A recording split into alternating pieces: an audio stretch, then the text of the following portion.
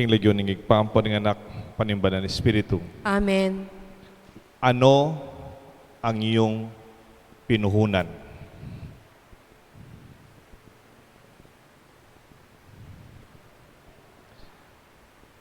What did you give in return?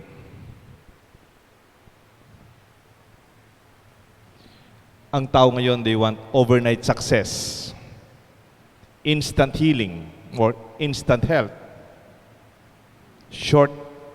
shortcut to happiness, quick fix to problematic relationship. You can even hack yourselves to heaven. Alam niyo po yung bumblebee? Bumblebee. Ano po sa Kapampangan niyo?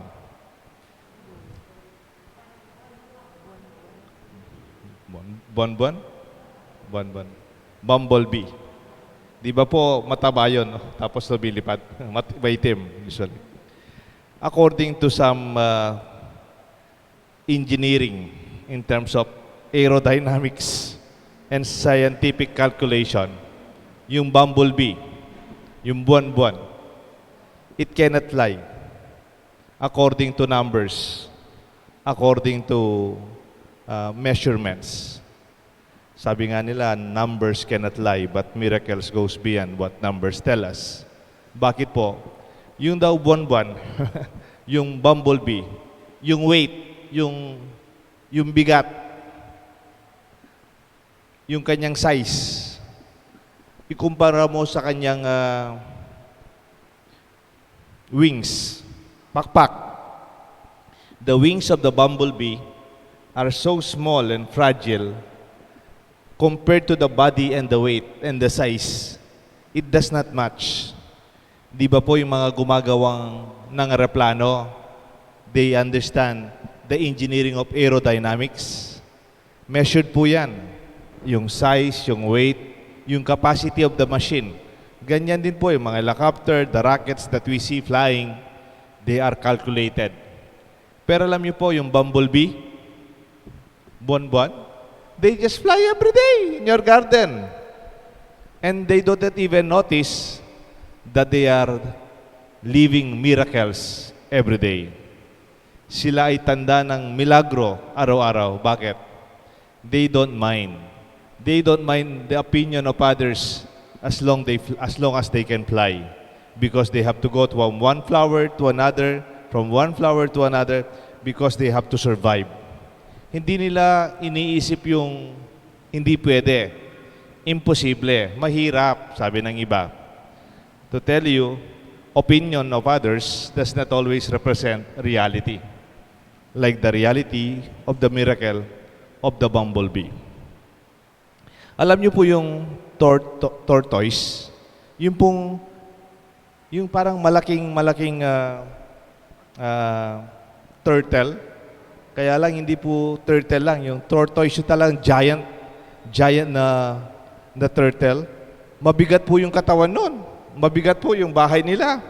Di ba dala-dala nila yung bahay nila? Imagine mo yung bahay mo, dala-dala mo pag nagsisimba ka.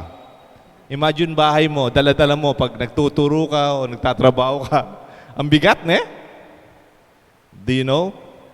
Even the heavy burden of the tortoise, they're saying, did God punish you because He gave you to bring your house every day wherever you go? Pinarusahan ka ba ng Diyos dahil araw-araw naglalakad ka, dala-dala mo yung bahay mo? Hindi man po nag-react negatively itong tortoise. Nag-smile lang po. At sabi niya, actually, God blessed me. Because of this, I am protected.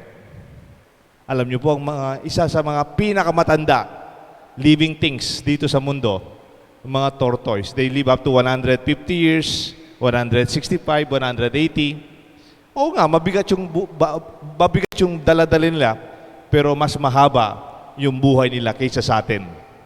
They live a very heavy life, but they live a protected life. Sabi niya, God did not punish me. It's God's way of protecting me. Totoo po tayo lahat, may mga pagsubok, may mga mabagat na suliranin, Yung iba sasabihin, imposible, wala nang mangyayari dyan. Napakabigat ng dinadala mo araw-araw. But when you can see it as your puhunan, ano ang pinuhunan mo sa buhay mo, then you can see it is your key towards your success. Even in terms of financials, di ba may kasabihan, huwag kang gagastos lagpas sa iyong pumapasok na pera. At kung hindi kasya, ipagkasya mo, parang kumot. Do not spend far beyond your capacity to earn. Maraming sakripisyo yan. But unless you learn to sacrifice in this level, you will never achieve financial well-being, not even success. We learn great lessons from life through perseverance, tiyaga, pagtsatsaga. Even the champions that we celebrate, they live and give a lot of time and effort to achieve it. Even kilala niyo po si Thomas Edison, yung nakaimbento ng light bulb na gamit-gamit natin hanggang ngayon.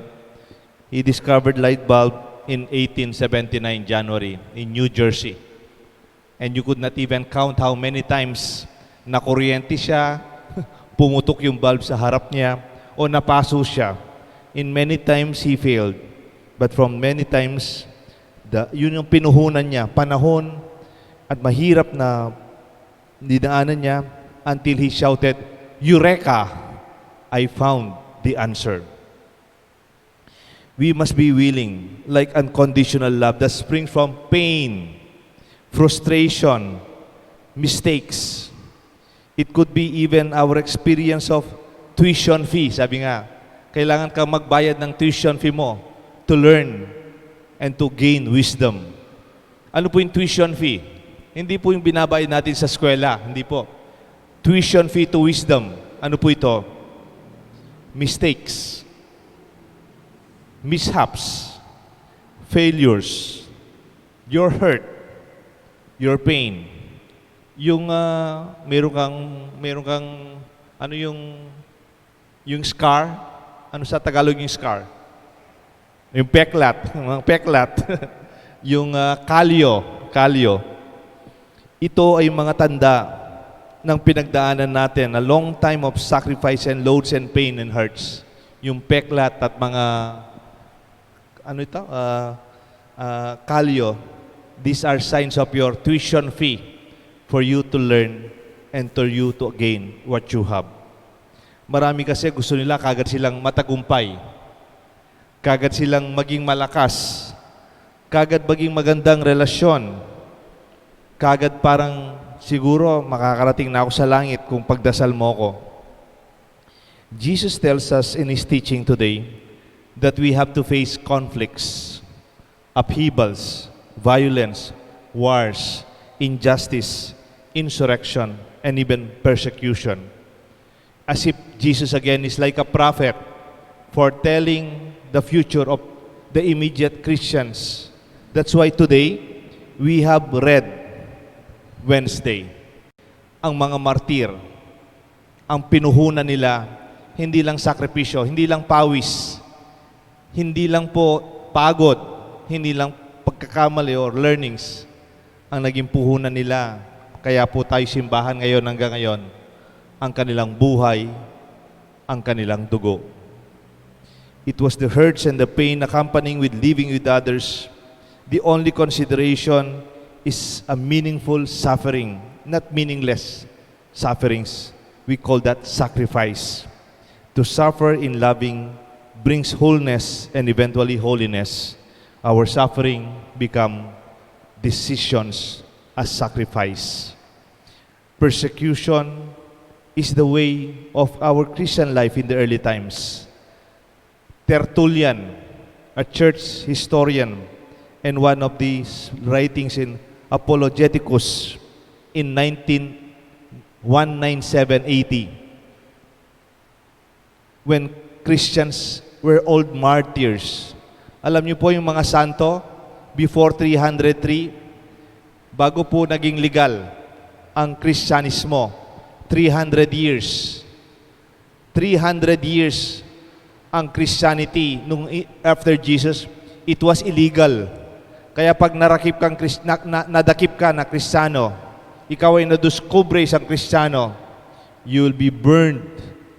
You'll be offered to the gods. You'll be offered to the arena to be eaten to entertain the Romans. Some are burned alive. Many are crucified. Kaya nga po yung mga santo, from Jesus until 303, they are almost all of them martyrs. Bakit po naging 303? Because when Constantinople, yung anak ni Reyna Helena, Constantinople, yung consorte niya, he became the emperor. I believe that was the time when Christianity was legalized. That's why our first big churches happened after more than 300 years. And all the saints before that offered their life to us. Kaya po, sabi ni Tertullian, a church historian and writer, the blood of the martyr is the seed of Christianity. Ang dugo ng mga martir ay ang binhi ng ating simbahan. I think if ever we are undergoing sacrifices and sufferings today, let us offer them to the Lord. Sa buhay natin dito sa simbahan, ganyan din sa pamilya, sa ating personal na kahirapan. Marami po yung mga Kristiyano ngayon nahihirapan. Tayo po maswerte, lalo na sa parokya natin, nagkaroon ng COVID, nagkaroon ng bagyo, nagkaroon ng maraming brownout, walang araw na wala tayong misa since March. Ilang beses hindi ako nakarating, namatay po yung tito ko, namatay yung tita ko, na-hospital yung nanay ko. But those are the only reasons why I did not celebrate Mass here. But somebody represented us at the table of the altar and continued our celebration. It is a luxury for us to do this. You know why? Yung iba hanggang ngayon hindi pa makapagmisa. Wala pang kuryente, wala pang tubig sa kanilang lugar because of the recent typhoon. At the peak of the typhoon, itong Ulysses, nung nakalubog lahat, walang kuryente, we were celebrating our Mass. Swerte tayo kung bagyo lang ang kalaban lang natin o pandemic. Marami po yung mga Kristiyano, habang sila'y nagdarasal ng linggo, pinapasabog po sila ng bomba. Some are threatened by their lives. They die because of their Christianity, not because of a typhoon or an earthquake or pandemic, because there are people who hate us until now. We have to accept that. Until now, hindi lang po yung 303 ng panahon ni Constantinople nung naging Constantine, nung naging legal ang Christianity na wala ng mga martir. That's not true. Have you attended the Mass yesterday? The saints from Vietnam, hundreds of them were martyred until the seeds and the roots of Christianity bloom and bear fruit in Vietnam and other countries today. Magpasalamat po tayo sa kanila. Pinuhunan nila ang kanilang buhay. Pinuhunan nila ang kanilang tapat na pananampalataya, and they did not let go. Until now, the seeds of Christianity are continually being planted in different ways. Manatili sana tayo sa pananampalataya nakahanda sa kanumang kahirapan na nararanasan natin. Itanong ko lang po sa inyo, ikaw, anong yung pinuhunan? Meron po akong kilalang isang babae. Hindi naman ako kilala. I was just introduced to her in one of the events, and then I met her, I think twice. Ang pangalan niya po, Coring. Si Coring po, hindi po siya nag-aral. Kasi po, nung bata pa si Coring, ang lola niya hindi siya pinag-aral. Kasi ang lola niya, nagpapatulong sa kanyang tindahan sa palengke. Si Kuring gustong-gusto niyang mag-aral. Kaya lang, gusto niyang lola niya sumasama sa palengke para magtinda sa palengke. Pero ang mga kapatid ni Kuring, dadaan sa tindahan, sa palengke, bibigyan ng baon ng lola para makapag-aral. Si Kuring hindi nagpunta sa eskwelahan. And then, nung namatay na yung lola niya, at nagkaroon ng gera, World War II, matanda na po to, siya po'y nakipagtrabaho sa mga Amerikano, yung tinatawag na American Commissary. Di ba po yung mga Amerikano, meron silang commissary, very organized sila ng mga stocks nila, dun siya nagtrabaho. At nung natapos na yung gera, wala na yung mga Amerikano, nagkaroon po siya ng tindahan sa Quiapo, under the bridge ng Quiapo. At yung tindahan niyang maliit, una nasunog, yung ikalawa, nabasa lahat ng tinda niya dahil sa flood, sa baha. Pero every time Kuring sees students, naalala niya yung pangarap niyang matapos sa pag-aaral. Pero ang ginawa niya, ang mga anak niya, pinaaral niya sa mga pinakamagandang eskwelahan dito sa Pilipinas at sa abroad dahil sa kanyang pagtitinda. Nakilala ko pong personal si Kuring dahil binigyan po siya ng award ng eskwelahan sa Ateneo. Binigyan siya po siya ng honorary doctorate, honoris causa by the University of Ateneo. Sabi nung tinanggap niya yung sulat, tinanong sa sekretary, ano yung honoris causa? Anong binibigay na ito na akin ng eskwelahan? Kala ko yung grade ng apo ko, para sa akin pala to. No? Kasi pinaaral niya rin doon yung mga anak niya. At siya'y nagtitinda ng mga ballpen, titinda ng lapis, titinda ng papel, titinda ng libro. Bawat pinaabot daw niya yung papel sa bata, bawat inaabot niya yung lapis sa bata, bawat inaabot niya yung bumibiling libro, sabi niya, sana ako na lang yung nag-aral. Sana ako na lang nagbasa ng mga librong ito dahil pangarap niyang makapag-aral. Pero pinuhunan niya ang kanyang sarili to let go of her own desire to be educated so that her children will be educated, mga kapatid niya nakapag-aral, kahit siya hindi. Kilala niyo po si Kuring Ramos, Socorro Ramos. Siya po'y may-ari ng bookstore na National Bookstore.